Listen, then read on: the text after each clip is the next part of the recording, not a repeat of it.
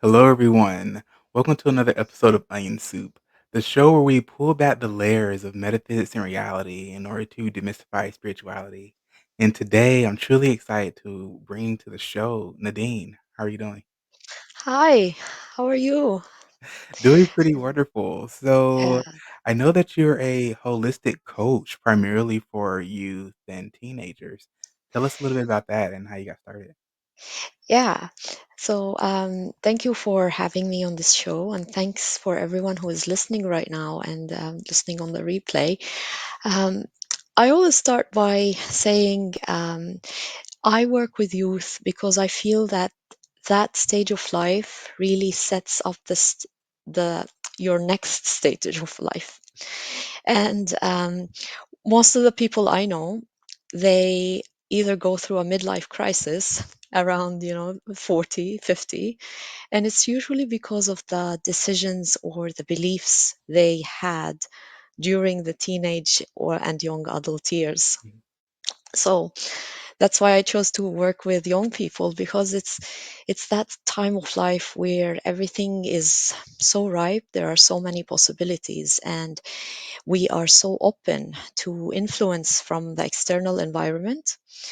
Um, our mind is so open and we take in so many things. So if we're not really taking in something that's aligned to our own path, we can end up in places totally not where we want to be. And then it usually takes something big in our life to wake us up and tell us, this is not the path. Mhm. And some people say that this is part of life. We have to go through this trial and error thing. And I sort of don't believe that too much. I don't like wasting time. It's like um, sometimes you reach that stage where you you look back and you realized you have wasted time, and there's nothing you can do about it. So this is my mission. I'm trying to change the world slowly, slowly, by getting in the really showing people when they are young that they can start their life off at this aligned path. Yeah. That was part of my mission. Yeah. Um, and I do want to say to everyone here that this is also I also have another job. I work in the engineering industry, so I'm a fire and safety engineer. That's my let's say my real job. Let's say, uh, but it's again I have my own story as well. Maybe I'll share it. Yeah, please. Yeah, I come from the mountains in Lebanon in Middle East, and I'm talking to you today from New Zealand. So it's like I traveled a lot. I went lots of places before I came to this place where I'm at now. And at the start of my life, um, I was born in the middle of the Lebanese civil war. So my childhood was not easy. There were lots of um, grief and suffering around me, let's say, and a lot of um, the idea that you cannot have these big dreams. You cannot travel. What are you dreaming of? Look at reality. Your dreams are way out there. But I was lucky to have parents who invested in me and invested in my education, and I think that was a very crucial part where I had people who believed in me and who encouraged me to go after those big dreams. And I ended up in engineering college, and for me, my father is an engineer, but I also had a personal reason. In Lebanon, we have lots of electricity shortages, so there's no electricity all the time. And I thought, I'll become an electrical engineer to build power plants and light the world up. So that's how I went into electrical engineering at the time. And you grow up and you realize it's not really an electricity problem; it's a government problem. that's another topic. And somehow I jumped around. I changed my careers a little bit, and I ended up in safety engineering because I thought that was the closest I can get to creating safe spaces for people. And yeah, I work now with sprinkler systems and fire detection systems. Um, and during the pandemic, I seeing lots of parents struggling with the online education thing, and myself as well, being a mom of four, and my eldest was like, "Oh, I'm not doing Zoom meetings, and I'm not really studying on Zoom." And so I realized there's a lot of tension that happens between parents and their teens, especially. And the pandemic sort of blew it up because they had to be in the same space all the time. So I decided, okay, this is how I can help, and I started an online business around parenting, and just sharing what I've learned during my own parenting journey. And that's how things took off. Yeah. Um, I'm a Wow. mom of four, by the way. So sometimes I do tend to give advice about parenting because it's just my experience. And I sort of want to tell parents who are also working parents and immigrants that like they have these certain challenges in their life as well, that it adds an extra layer to the tension between them and their kids, where the parents come from a certain mindset with a certain expectations, and the kids are growing up in a new environment where there's, again, so many external influences on them, and there's this friction that happens between the parent and the teen. Yeah. Yeah, I wanna Yeah. dive into something you mentioned earlier about there a lot of times people having a midlife crisis when they're 40, and, it's because we don't really take the time to nurture our inner child or to work on our shadow self and, our past traumas. That's why people end up having these, not really mental breakdowns, you know? It doesn't have to be a mental breakdown, no.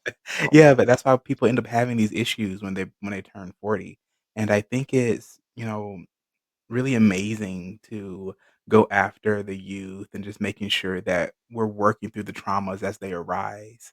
And I also think that that's kind of the disconnect between the youth and the parent because maybe the parent hasn't worked through all of their early childhood trauma, and the teenager or young person is currently going through that. Yeah, definitely, definitely. And um, that's where the struggles happen, is that we as parents, we have our own triggers, we have our own things that we haven't dealt with. And when our teenager does something or says something, it triggers us.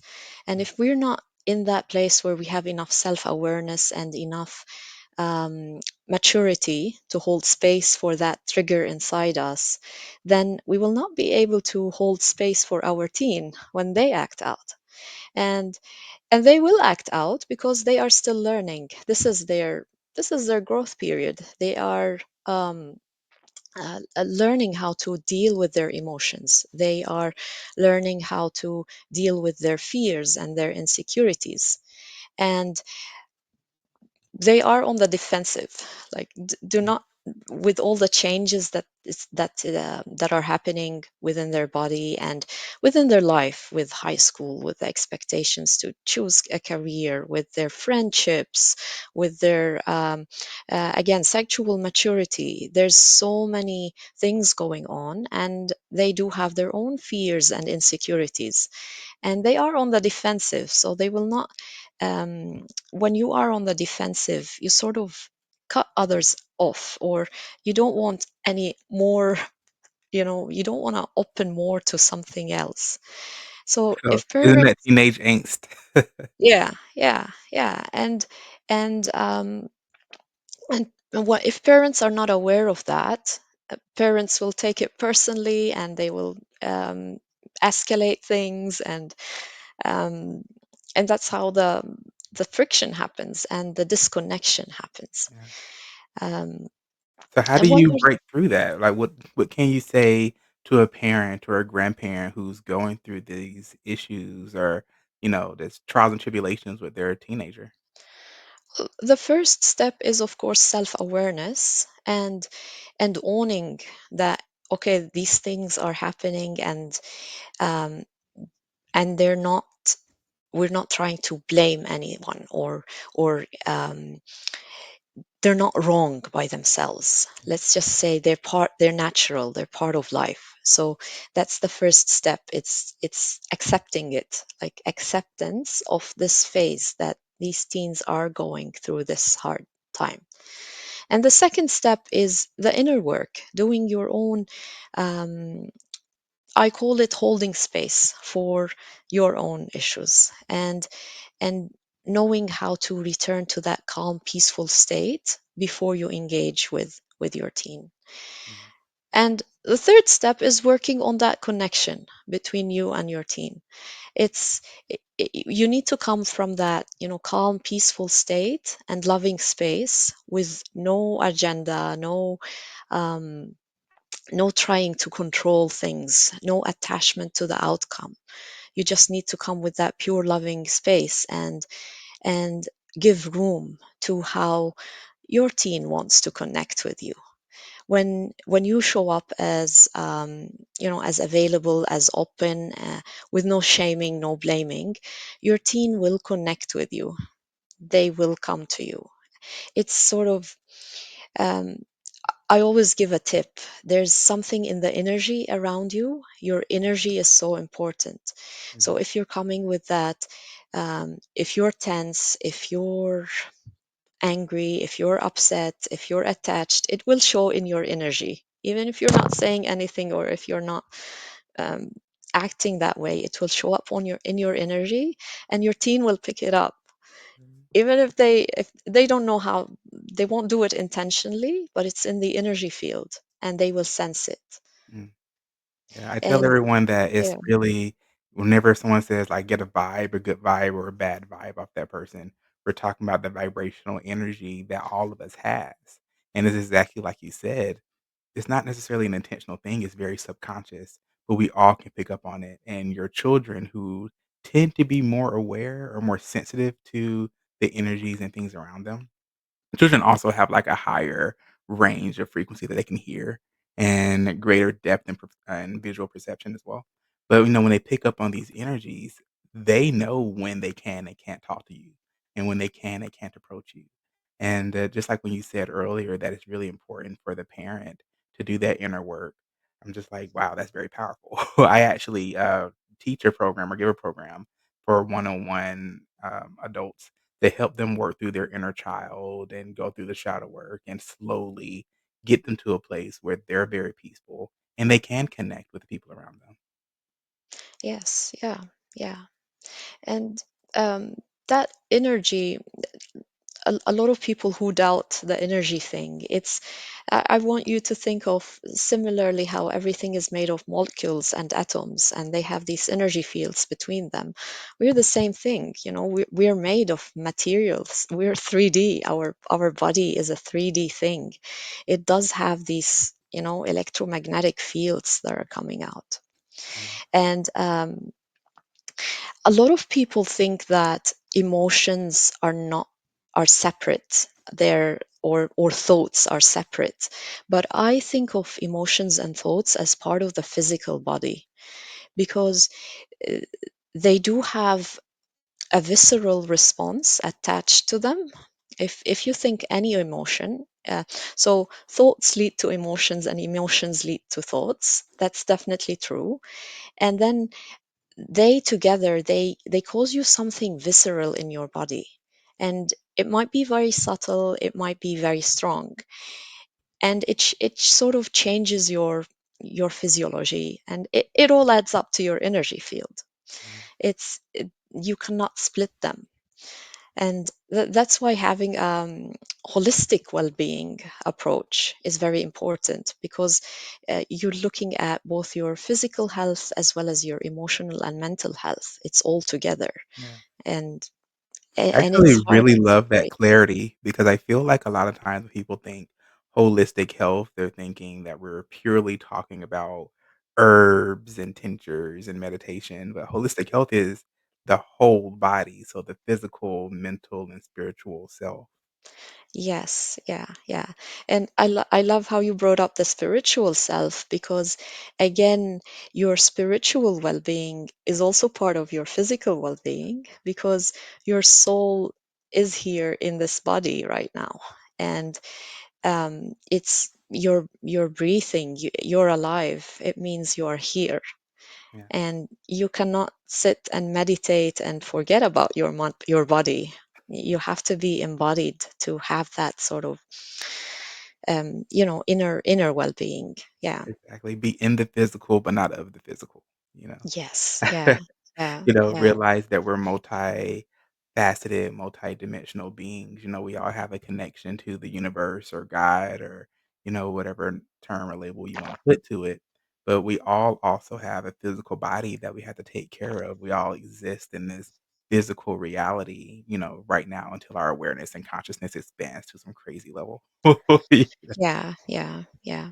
And I personally learned this the hard way. I lived like a great part of my younger life disembodied. Like I wanted Mm, nothing to do with my body. I was totally living in my head, in books, in some of them were good like art and creativity, but they all were mental exercises and they didn't involve me physically moving my body. And I paid the price. I experienced an almost burnout when I was around 30. um, it was for me it was an early burnout because I know people who get to this stage a bit later. And for me I it was back pain. And my body just screaming, you can't live like this, you can't ignore me anymore. um, there are limits. You have to, the self-care is very important. And I say almost burnout because like it wasn't right to the end. And it's so funny, I actually had my wake up call in a dream. mm, I like the back pain was there, but it's like there were times when I couldn't stand up at the end of the day, but I always managed to, do hot water bath, fix myself, and get up the next day.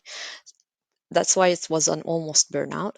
mm. Until one night, I had a dream that I was bitten by a snake, like a very big snake who just it grew into a monster and it bit me in my shoulder.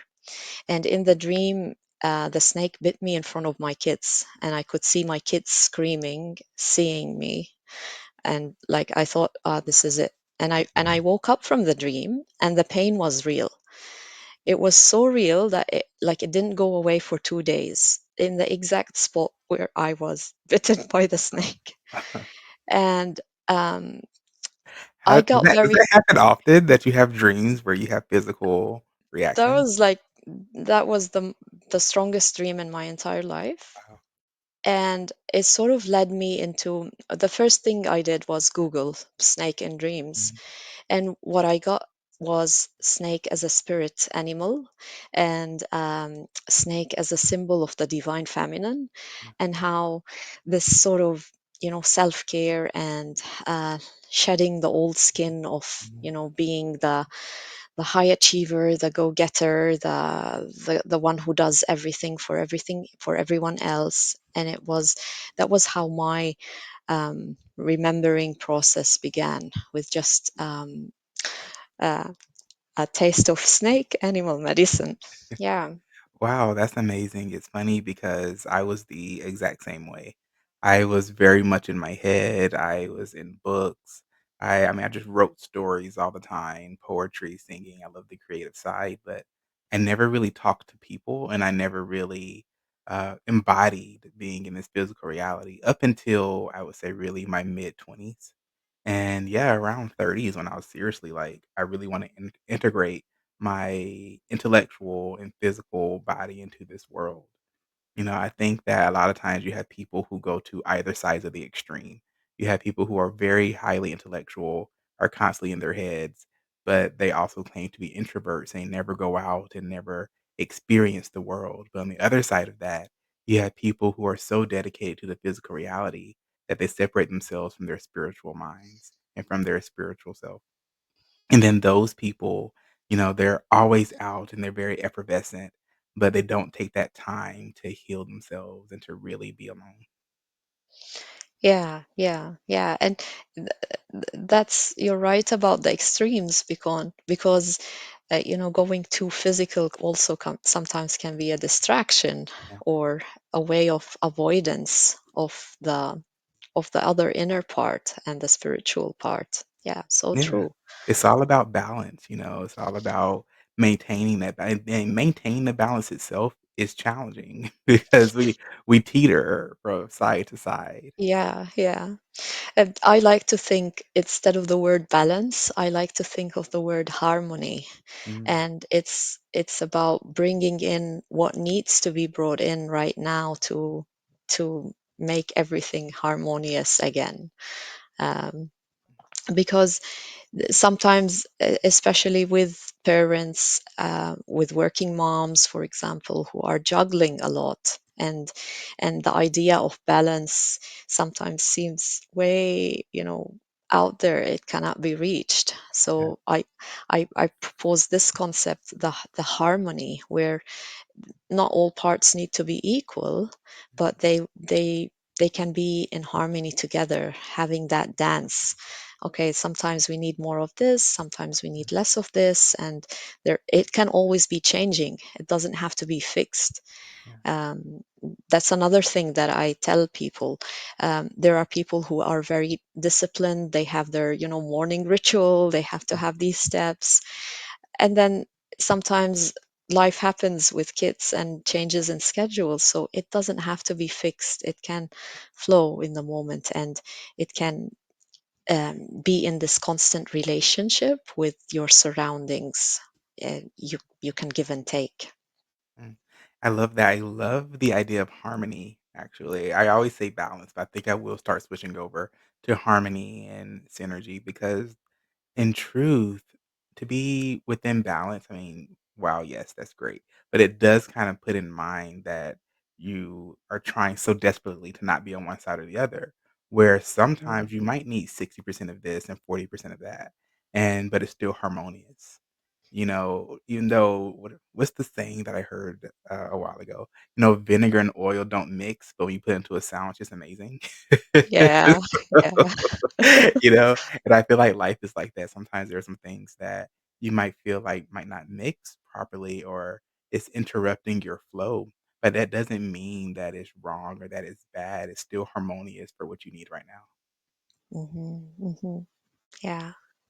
Yeah, I'm all about it. But we only have a few minutes left. Is there anything that you want to leave with the audience before we go?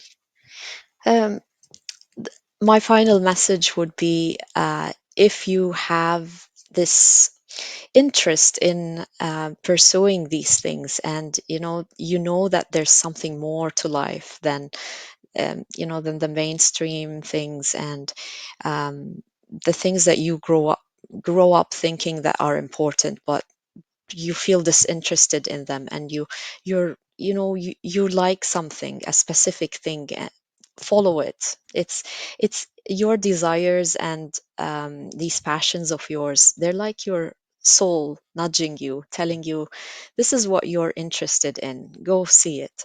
And you don't need to know the whole picture. You don't need to know, like, the next step. It's just about following your hunches and see where it takes you, because this is how I ended up from Lebanon to New Zealand. It was like following the nudges. I was never planning this. And that's what I tell young people. You never know where you end up with. You just need to start. You need to start at one place, follow that nudge, and paths will open. I love that. Yeah. One of my biggest Mm. sayings recently has been stop becoming and just be. You can Mhm. spend your entire life working on becoming the person that you wanna be, or you can start today and just be that person, and Yeah, slowly the things around you will start to reflect that truth. so true. Yeah. But I Yeah. wanna thank you, Nadine, for coming on. I truly enjoyed having you, and I honestly would love to have you back because we were talking about the energy around us and the subatomic particles, and I love that stuff. So, I Sure, I think that love. we could really dive very deeply into that, and I wanna thank everybody for tuning into this episode of Onion Soup. Have a great one.